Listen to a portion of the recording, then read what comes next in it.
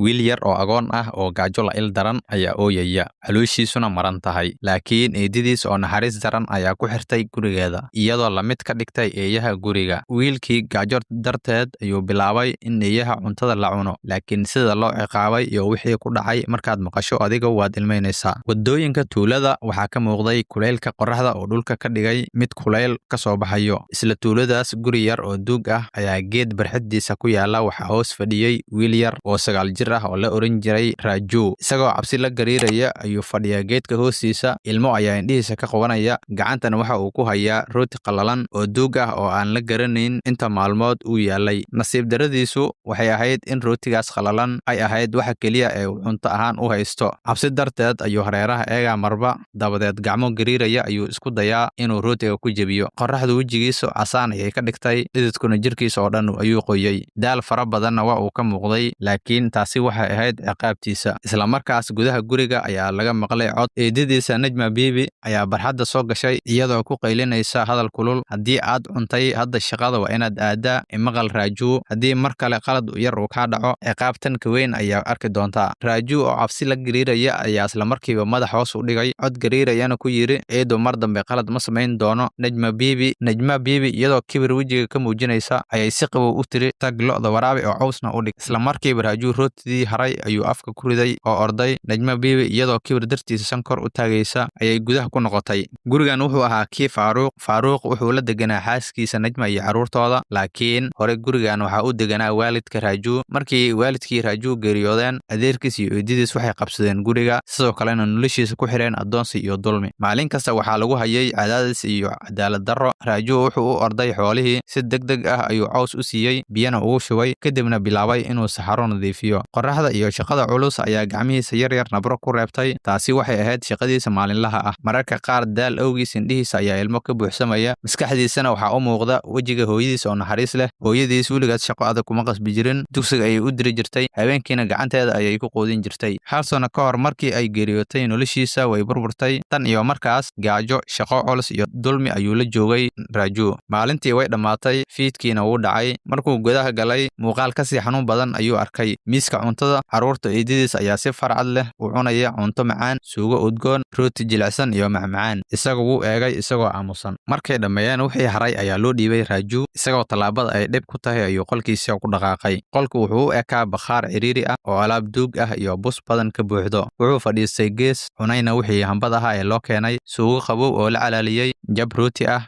iyo bariis qallalan. Isaga farqi uma lahayn, kaliya wuxuu rabay inuu caloosha buuxiyo. Kadib sariirta ayuu ku jiifsaday. Waxaana jiray mugdi daran, balse mugdi ma cabsi gelin jirin, waayo nolol ka daran ayuu soo maray. Ugu dambayn hurdo ayaa qaaday, naf ahaantiisuna waxay raadinaysay nasasho yar oo ka baxsan xanuunka maalinta. Subaxdii xigtay roob ayaa da'ay, saqafyada biyo ayaa ka buuxsamay, jidadkuna dhoobo ayay noqdeen. Guriga dhexdiisa xaraf cunto macaan ayaa ka soo baxaysay, laakiin Raju albaabka jikada ayuu istaagay isagoo cabsi ka muuqato. Gaajo ayaa jirkiisa daciifisay, gaajo daranna way haysay. Wuxuu ka baqayay inuu wax codsado, si aamusan ayuu wax walba u daawanayay. Indhihiisa waxay ku dhaceen saxan miiska saaran oo cunto kulul ka buuxdo, uumina ka baxayo. Hal ilbiriqsi ayuu ka adkaaday cabsidii, si degdeg ah ayuu u soo qaaday saxankii, gacmo gariirayana ku bilaabay inuu afka ku rido. Gaajo waali ah ayaa haysay, xalay waxba ma cunin, maalintiina ciqaab ayaa u dheer. Laakiin daqiiqadahaasi ma sii waarin, albaabkii ayaa furmay. Najma Bibi ayaa soo gashay iyadoo caraysan oo dhahaysa, war maxaad samaynaysaa? Qaybtii carruurteyda ayaad cunaysaa. Iyadoo caro ka buuxda ayay gacantiisa qabsatay. Kaalay hadda waan ku tusayaa. Roobkiina wuu istaagay, iyadoo jiidaysa ayay bannaanka u soo saartay. Najma Bibi waxay gacmaha iyo lugaha uga xirtay silsilado bir ah. Wuu ooyey, wuu baryay, laakiin dheg jalaq umaysan siin Najma. Waxaa la fariisayay bannaanka albaabka hortiisa, labadiisa dhinac waxaa lagu xiray laba ey. Eeyuhu waxay cunayeen rootidooda, dhawaaqa daankoodana wuxuu sii cabsi geliyey qalbigiisa yar. Wuu ooyey, silsilaha ayuu ruxay, laakiin waxba kama bedeli karin. Ilmadiisa nadiifta ah waxay ku milmeen dhibcaha roobka oo dhulka ku dhacayay. Wuxuu isku dayay inuu silsiladaha ruxo, balse awooddaas ma lahayn. Ilmada ka qabanaysa indhihiisa yaryar waxay la midoobeen dhibcaha roobka oo dhulka ku dhacayay. Waxay u muuqatay in roobka nasiibkiisa xun awgeed uusan weli istaagayn. Gaajo ayaa daciifisay jirkii yaraa ee Raju. Maalintii ayaa dhammaatay, balse ciqaabtii lagama yarayn. Najma Bibi iyadoo ku hadlaysa cod jees-jees ah ayay tiri, hadda ayaad fahmi doontaa calooshaadu ma buuxsanto miya. Raaju isagoo silsilado ku xiran ayuu dhulka yaalay, marna dhinac ayuu eegaa, marna dhinac kale. Indhihiisa marar badan waxay ku noqnoqdeen eeyaha ku xiran agtiisa. Mararka qaar cabsi ayuu la gariiri jiray, mararka qaarna markuu arkay rootiga hortooda yaalla, gaajadii qalbigiisa ku jirtay ayaa sii holcaysay. Ugu dambayn, gaajo darteed ayuu si tartiib tartiib ah gacanta u fidiyey, gacmo gariiraya ayuu rooti ku qabsaday mid ka mid ah eeyaha hortiisa yaallay. Ilbiriqsi yar ayuu dareemay nafis, sidii inuu nolol ku soo noqday. Laakiin isla waqtigaas eeyihii waxay bilaabeen qaylo iyo ciyo waali ah. Dhawaaqooda xanaaq leh ayaa xaafadda ka dhex yeeray. Waxay doonayeen inay ku boodaan oo qaniinaan, balse silsiladaha ayaa ka celinayay. Raaju isagoo cabsi la gariiraya ayuu rootigii kala jebiyey oo cunay.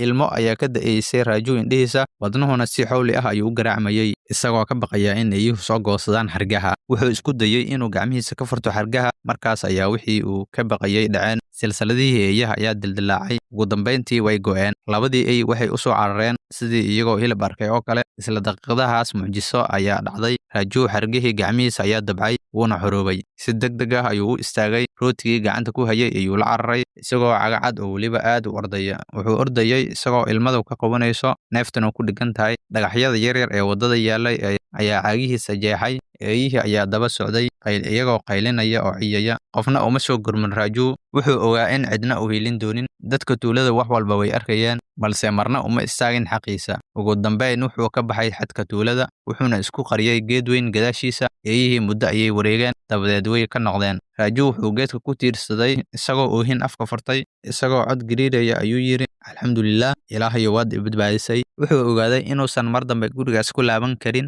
Go'aan ayuu qaatay inuu ka tagi doono gurigaas, isagoo cagacad dhar duug ah wata, indhihiisana ilmaynayaan, ayuu u dhaqaaqay dhanka magaalada. Ma uusan aqoon jidka iyo halka uu ku socdo, balse qalbigiis hal kalsooni ayaa ku jirtay oo ah Ilaahay ayaa i garab taagan. Wuxuu ku socdaalay waddo weyn.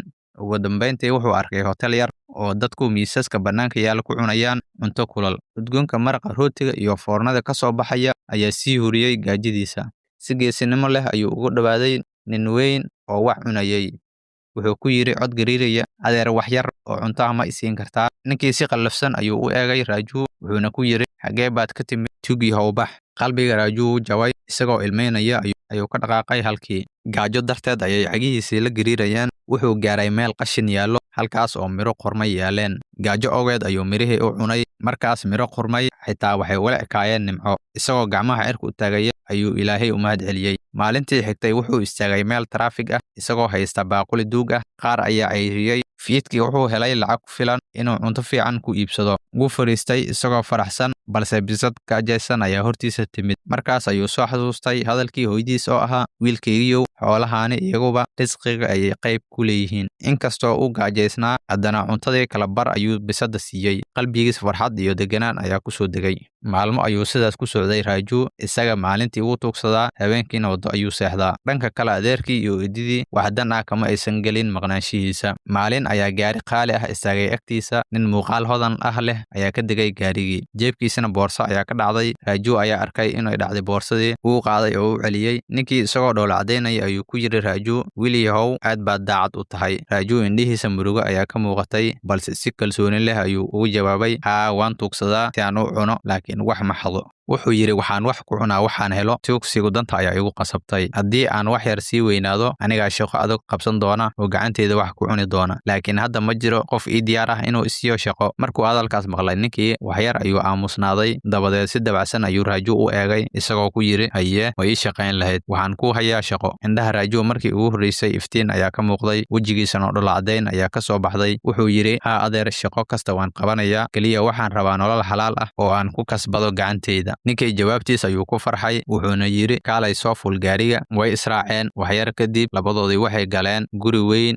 oo qasri u eg. Albaab ballaaran ayay ka gudbeen, waxayna soo galeen barxad iyo qol fadhi oo aad u qurux badan. Ninkii shaqaalihiis ayuu u yeeray, kadibna ku yidhi, marka hore dharka ka bedela, u soo qubeeya, dabadeed ii keena. Wax yar kadib Raaju wuxuu ninkii hortiisa soo istaagay, isagoo dhar nadiif ah qaba, timahana loo hagaajiyey. Labadoodii waxay ku fadhiyeen fadhiga iyagoo iska soo horjeeda. Ninkii si degan ayuu u weydiiyey, wiilkaygiiyow, xageed ka timid? Intee ayaa tuugsanaysay? Indhaha Raaju ilmo ayaa ku soo istaagay, sidii qalbigiisa uu doonayo inuu ka daadiyo culays sanado badan uu hayay. Cod hoose ayuu ku yiri Raaju, adeer magacaygu waa Raaju, aabbahay wuxuu ka shaqayn jiray magaaladan. Tuuladeedu waxaan ku lahayn guri yar. Hooyadayda magaceedu wuxuu ahaa Aamina, laakiin markii uu aabbahay dhintay wax walba way burbureen. Eedaday dulmi ayay iga badisay. Ugu dambeyn waan ka soo cararay. Markuu sidaas yiri, indhaha ninkii ilbiriqsi ayay ku aqoonsadeen wiilkii sidii xasuus hore oo ku soo dhacday oo kale. Ninkii wuxuu si lama filaan ah u yiri, ma waxaad tahay wiilkii saaxiibkay? Raaju si degdeg ah ayuu madaxa u ruxay. Haa, aniga ayaan ahay. Ninkii wejigiisa farxad iyo yaab isku jira ayaa ka muuqday, indhihiisana ilmo ayaa ka soo daatay. Wuxuuna yiri, Allahu akbar, aabbaha wuxuu ahaa saaxiibkayga igu dhow, wanaag badanna wuu iigu lahaa, xitaa ma aanan ogeyn inuu wiil dhalay. Ninkii oo la oran jiray Axmed Sahaab si kalgacal leh ayuu garabka Raaju u taabtay isagoo yiri, wiilkaygiiow, hadda adiga ayaa ila joogaya, gurigan waa gurigaaga, waxba kaa dhiman maayaan. Indhaha Raaju mahadnaq ayaa ka buuxday. Wuxuu ku yiri cod gariiraya, adeer noloshayda waad beddeshay. Axmed Sahaab iyo xaaskiisa oo carruur lahayn ayaa Raaju u korsaday sida wiilkooda oo kale. Guriga oo markii hore cidla ahaa, farxad ayay ku soo kordhisay imaanshihiisa. Maalmo gudahood noloshiisa way isbeddeshay. Dhar nadiif ah ayuu xirtaa, iskuul ayuu aadaa, buugaag cusubna gacanta ayuu ku hayaa. Maalin walba Raaju alle ayuu mahad celiyaa isagoo qalbigiisa rajo ka buuxdo. 10 sano kadib ayaa ka soo wareegtay, wakhtigu wax walba wuu beddelay. Faaruq iyo xaaskiisa Najma noloshoodu way burburtay. Ganacsigoodii wuu kacay, carruurtoodii way ka tageen oo way ku caasiyeen. Najmana shil ayay gashay, kadib nolol adag ayay ku jirtay. Faaruq shaqo ma helin. Ninkii shalay dadka yasayay maanta gacanta ayuu fidsaday si ay dadku wax u siiyaan. Labadoodii waddooyinka ayay ku tuugsanayeen,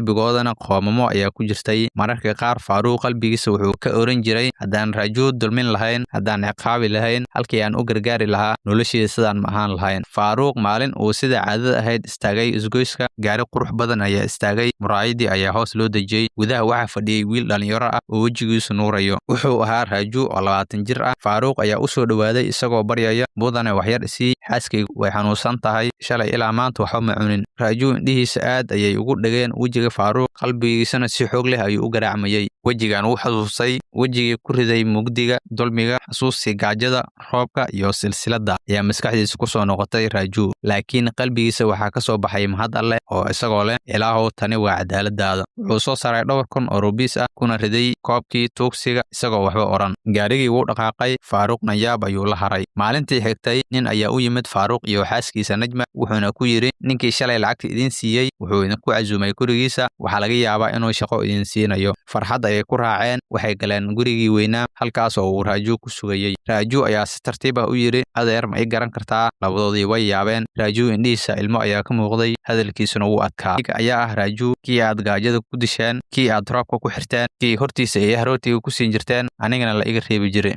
Dhulka ayaa ka hoos baxay Faaruq iyo Najma, ilmo xishood ah ayaa ka qubatay. Najma ayaa tiri, Raaju, sidee tani ku suurtooday? Balse Raaju jeefkiisa ayuu ka soo saaray lacag yar, wuxuuna u dhiibay labadooda. Qaata, istaabiya, guri yar kiraysta, bil kasta qarash ayaan idin siinayaa, laakiin iga raalli ahaada, gurigan ma wada noolaan karno ayuu yiri Raaju. Intaas kadib wuu jeestay oo gudaha u galay isagoo aad u ilmeynaya. Axmed Sahaab iyo xaaskiisa oo 2 sano ka hor geeriyooday ayaa dhammaan hantidoodii iyo ganacsigoodii ugu deeqay Raaju. Maanta Raaju waa nin guulaystay, balse xanuunkii carruurnimadiisa qalbigiisa ugu haray. Si kastaba, mar walba alle ayuu mahad celinayay inuu ka saaray mugdigii dulmiga uuna gaarsiiyey heerkan. Faaruq iyo Najma iyagoo qoomamo iyo xishood ka buuxo ayay halkaas ka tageen. Waxay ogaadeen in kii ay dulminayeen uu maanta iyaga u naxariistay. Muhiimadda sheekada waa hodantinimada qalbigu qof walba lama siiyo. Cadaaladda mar walba way timaadaa. Dhibaato kasta dabadeed fudeed ayaa imaanaya, dulmigana weligiis ma waaro. Saaxiibayaal, sheekadeen halkaas ayay ku eg tahay. Sideena fadlan subscribe noo saara channelka, like noo saara muuqaalka insha Allah.